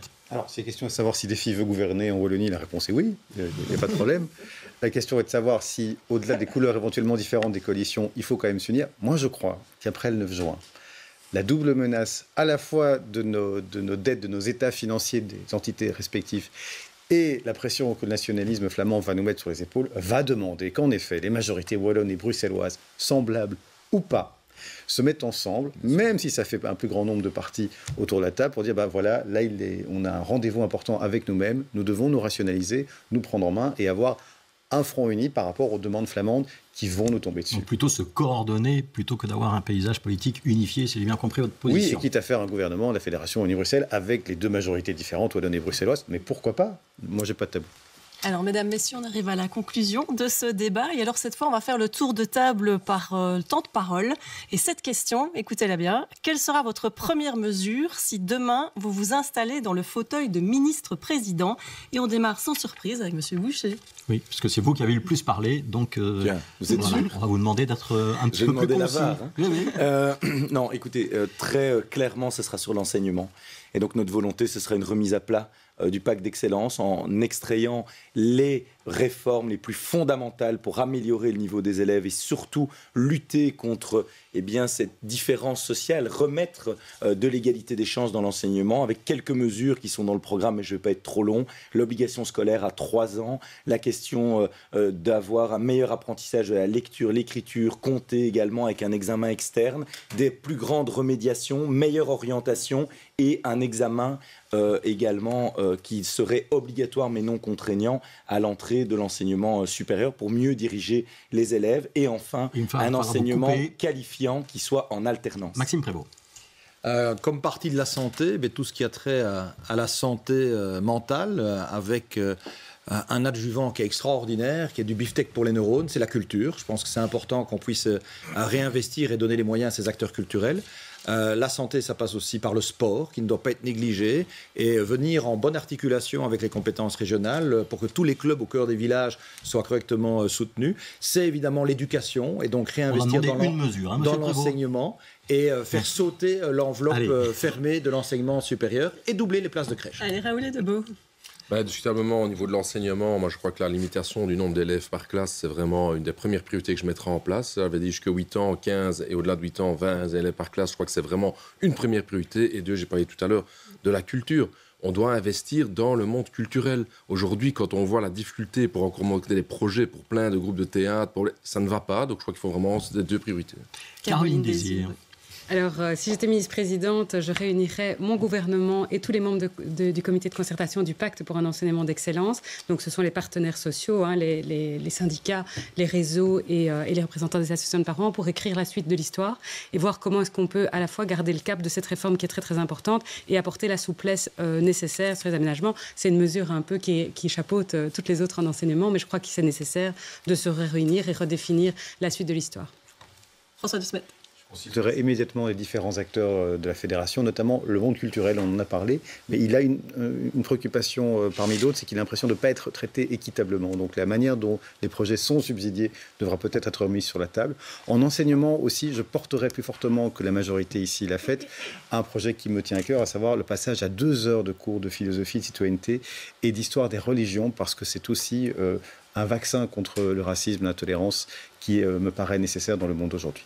Voilà, et on va terminer avec Raja Mawan. Donc l'écolo, c'est le parti de l'école, donc indubitablement, on investira et continuera à investir dans l'éducation, en garantissant notamment aux enseignants, aux enseignantes, des conditions de travail de qualité, des conditions de travail où ils et elles peuvent développer leurs projets, notamment avec les enfants. Et au niveau des enfants, c'est de renforcer la lutte contre le harcèlement scolaire. C'est quelque chose qu'on n'a pas forcément beaucoup évoqué. Ça a des répercussions sur la santé mentale, en effet. Et donc, protéger les enfants, protéger les jeunes contre le harcèlement scolaire.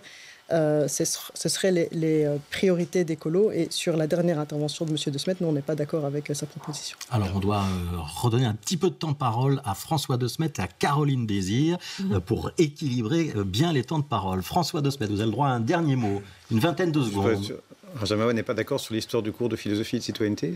On veut garder les cours de religion tels qu'ils sont actuellement, tels qu'ils sont donnés actuellement. Alors ça me permet une précision. La Constitution contraint de continuer à organiser les cours de religion et de morale qui continueront à être dispensés pour tous ceux qui les veulent.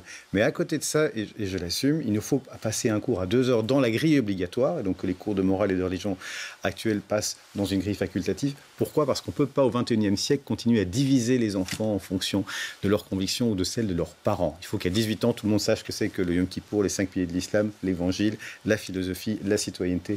Et ça, ce sera un cours majeur qui changera énormément de choses. Caroline Désir. J'en profite pour rebondir sur une mesure qui est importante, sur laquelle on a déjà commencé à travailler, c'est la lutte contre le harcèlement et le cyberharcèlement scolaire et l'amélioration du climat scolaire qui peut préserver la santé mentale des jeunes. On a créé un observatoire du climat scolaire au sein du ministère qui est chargé justement de faire la veille scientifique sur le phénomène, mais aussi d'alimenter les écoles en outils pédagogiques pour lutter. Et on a maintenant 200 écoles déjà qui se sont inscrites dans un plan d'action avec toute une série d'actions, style formation de tout le personnel éducatif, mise en place de cercles réguliers de parole, information des parents sur ce qu'est le cyberharcèlement. Le harcèlement scolaire, c'est un fléau et on doit absolument continuer ce travail structurel pour que toutes nos écoles soient armées à lutter contre ça. Voilà, et comme on tient à être vraiment très équilibré, on donne quelques secondes encore à Raja Mawan. Lutter contre les fake news, c'est essentiel. On voit aujourd'hui que la qualité de l'information, on en a parlé tout à l'heure, pourquoi il faut continuer à investir dans les médias de qualité. Parce qu'effectivement, entre le PTB qui dépense des millions sur les réseaux sociaux et des présidents de partis qui retweetent des comptes proches de l'extrême droite, on a vraiment besoin de lutter contre les fake news et d'avoir une information de qualité. Alors, vous risquez gros si on fait ça. Alors, on va en rester là, si vous voulez bien. On va vous remercier tous les 6 d'avoir participé à ce débat. François De Smet, oui, mais il y a encore beaucoup de sujets. Vous voyez qu'une heure et demie, ça ne suffit pas pour finir. Voilà. Merci à tous les 6 d'avoir participé à ce débat. Merci beaucoup, Audrey Degrange, d'avoir été avec nous. Et merci à vous, évidemment, de nous avoir suivis. Merci et bonne soirée à tous.